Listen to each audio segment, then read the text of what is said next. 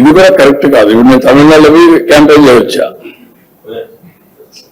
తమిళనాడుకు శివకుమార్ కూడా వచ్చాడు, ఆల్ ఇండియా లీడర్స్ కొంతమంది వచ్చారు. అక్కడ కాంగ్రెస్ పార్టీ ఉంది, బీఆర్ఎస్ పార్టీ ఉంది. బీఆర్ఎస్ నేషనల్ పార్టీ ఆంధ్రలో యూనిట్ పెట్టారు. ఎందుకు మాట్లాడతారో నాకైతే అర్థం కావడం లేదు. వీళ్ళు కరెక్ట్ కాదు. ఏదైనా సరే కొన్ని ప్రజాస్వామ్యంలో అమెరికాలో తెలుగు వాళ్ళు సెనేటర్స్ అవుతున్నారు, ప్రపంచం అన్ని దేశాలు అవుతున్నారు, అమెరికాలో కాదు. ఎవరైతే బెటర్ సర్వీస్ చేస్తారో వాళ్ళు ఆటోమేటిక్గా అవుతున్నారు. ఆస్ట్రేలియాలో అవుతున్నారు, యూరోప్ లో అవుతున్నారు, అక్కడుండే రాజ్యాంగ ప్రకారం లండన్లో అవుతున్నారు. కాబట్టి ఇలాంటివి చేయడం కరెక్ట్ కాదు, అది మంచి విధానం కాదు.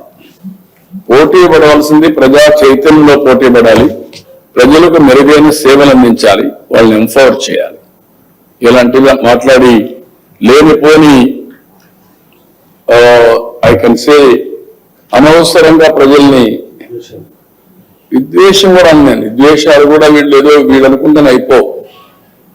ప్రజలు ఇప్పుడు 12 ఏళ్ళు అయిపోయింది విభజన జరిగి, 2 రాష్ట్రాలు విడిపోయినాయి. ఎవరెవరు ఎంత కాంట్రిబ్యూట్ చేశారో ఆ కొండ ప్రజలు తెలుసు. ఇప్పుడు మనం చేయాల్సింది దీన్ని లాజికల్ గా తీసుకుపోవడానికి, చెడగొట్టకుండా లాజికల్ గా తీసుకెళ్ళాలి. ఎవరున్నా అది వదిలిపెట్టి మాట్లాడడం కరెక్ట్ కాదు.